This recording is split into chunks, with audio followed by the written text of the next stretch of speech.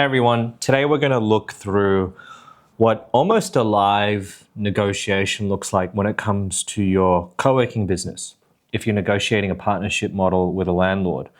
Because the last 5 deals I've done, every single time it gets to term sheet or management agreement contract, even though you think you've locked your deal in, there's some back and forth when it comes to some of these deal hurdles, right? And I almost want to just walk through a hypothetical with you on where the deal was, like when it looks good, you get fund approval, the client likes it, you present it all, everyone's happy. And then when it comes down to contracts and clauses, even if you have a letter of intent signed, which we all know isn't worth the paper that it's really signed on, let alone leases these days sometimes, some of these things change, and rightfully so, because it really depends on the relationship that you have with the landlord, depends on how big the building is, depends on their valuation approach and who's valuing their building, depends if it's private landlord or a REIT or someone larger. So I thought it'd be good just to live pull up a spreadsheet and kind of show you how some of those deal levers changed and what happens to the cash flow to the operator and the landlord when those levers change.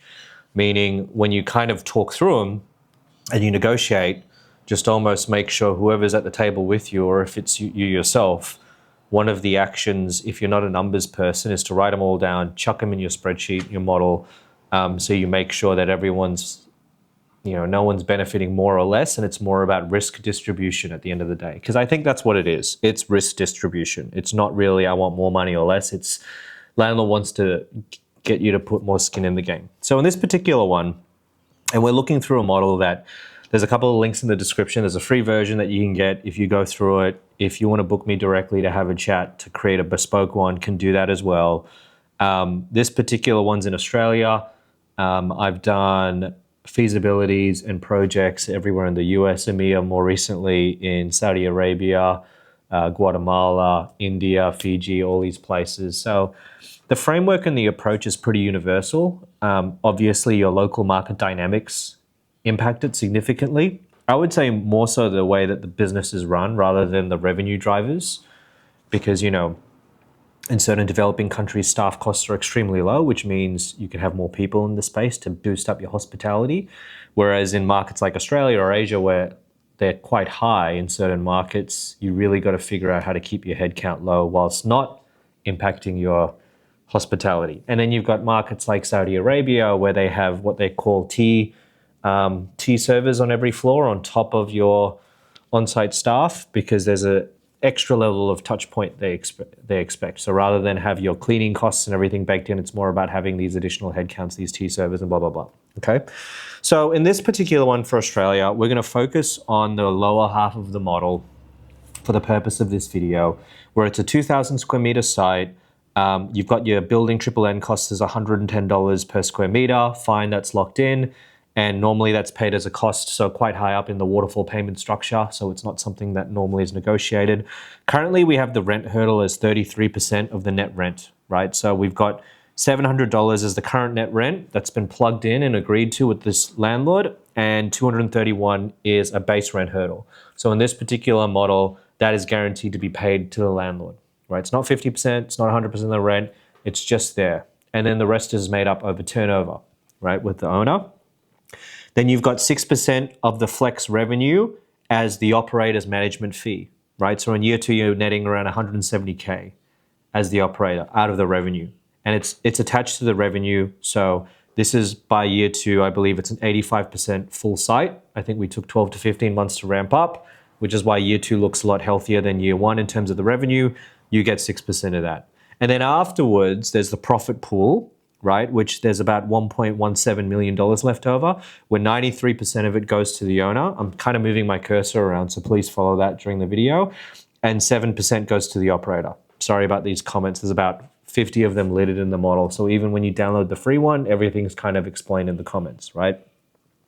So that was the current kind of main levers. And in the Australian market, the landlord's fronting the capital, right? So this build was about a $5 million build. We estimated 2,500 a square meter, including the FFE, the the FF&E and the AV and everything. There's what they call tenant incentives in the markets. The landlord pays normally, and it varies, but up to, I'm currently seeing up to 39% of the deal lease term income as an incentive to the tenant when they do a deal.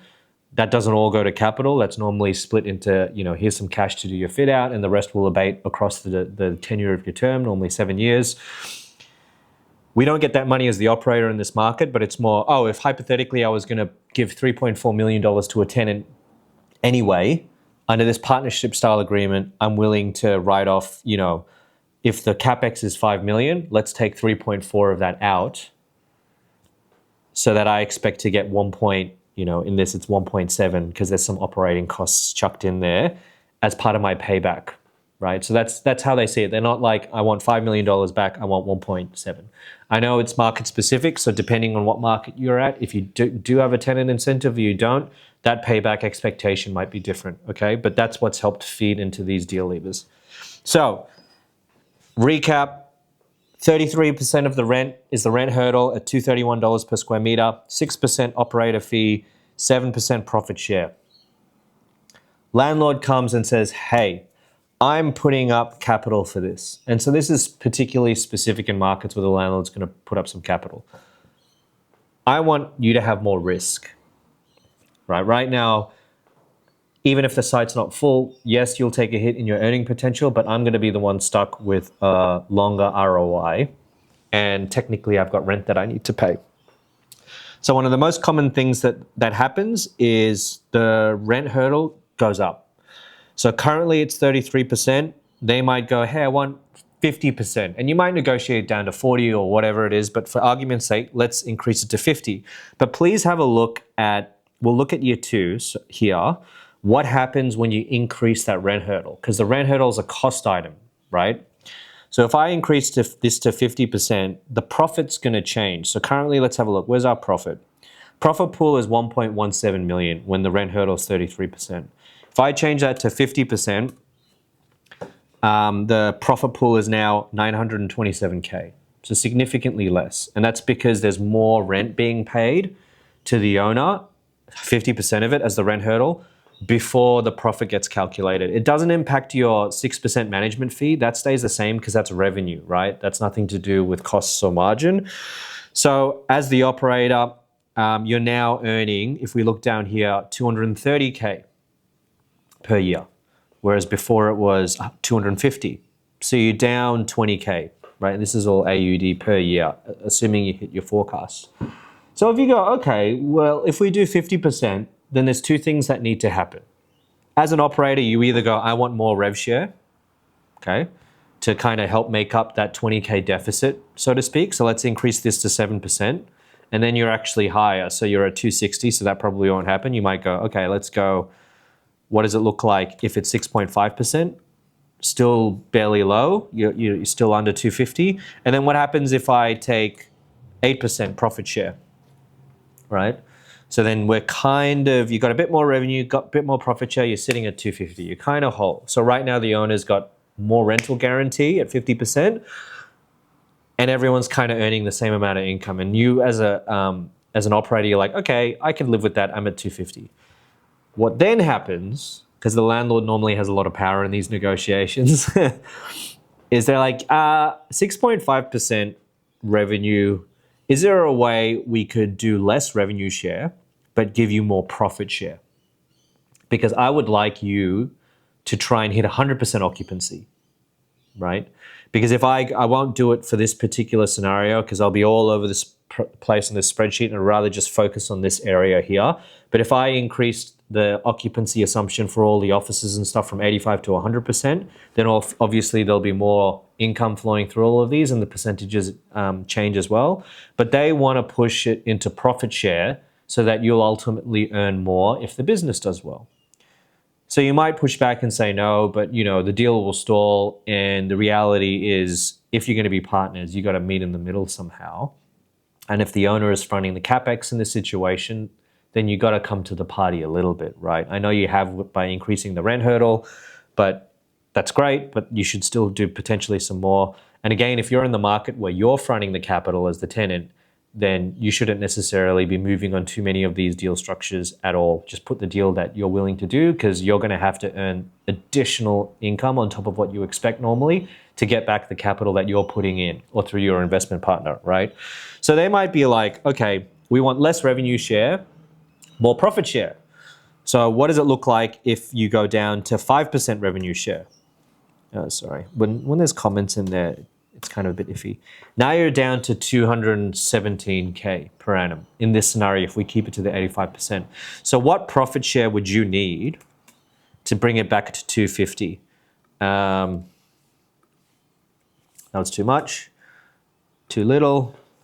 It's like Goldilocks and the Three Bears sometimes, right? So 86%, no, 84%. I'm going the wrong direction. Apologies.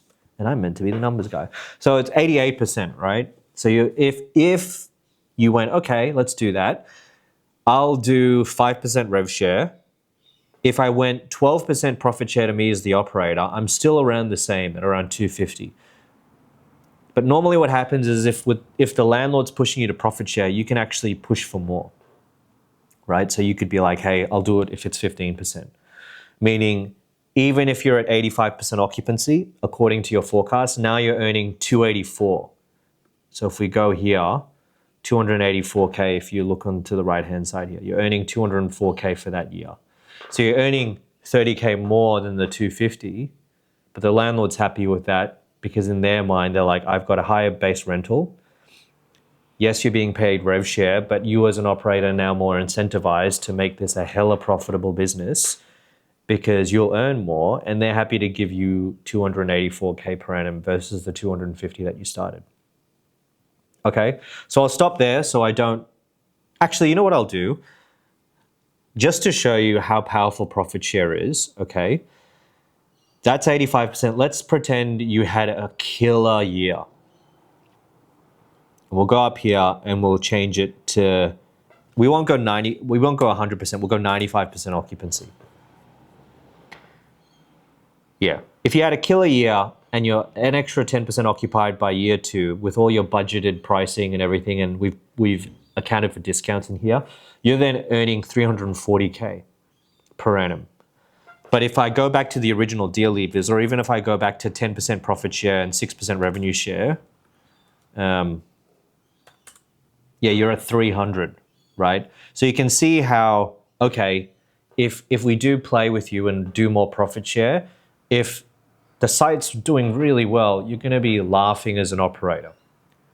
And that's what the landlord wants.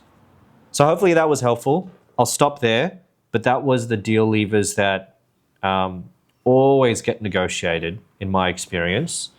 Sorry for the squeaky chair. I'm going to get a new one. I've noticed that I'm probably getting a bit heavy for this chair. It's because I'm a dad now. And if you're watching this, random tangent, if you're at the end of the video anyway, you're vested, right? You've gotten the value, but just some fun advice. I have never realized how important sleep is to your training, because I haven't changed. I lift weights 3 times a week. I maybe do cardio once or twice a week, mainly for heart, less for calorie burning or anything like that. But because ever since my son's been here, and it's getting better now, but especially when he was a newborn, because he's 14 months, but let's say the first 6 months, because I was only getting like 2-3 hours of solid sleep a night till he kind of got into a groove, that really fucked my, my weight. So even though I was hitting what I thought the same calories, exercising and everything, I lost a bit of weight, but I had higher fat because without the sleep, I wasn't getting the right recovery for my muscles, and I felt weaker as well. So anyway, that's a real case study for you if you read all this stuff about how important sleep is, but real scenario for me, without the sleep, it really messed up with my training. All right, well, hopefully that was helpful, and I'll speak to you soon. Again, if you want your own version of the free model, jump in the description and use the link. See ya.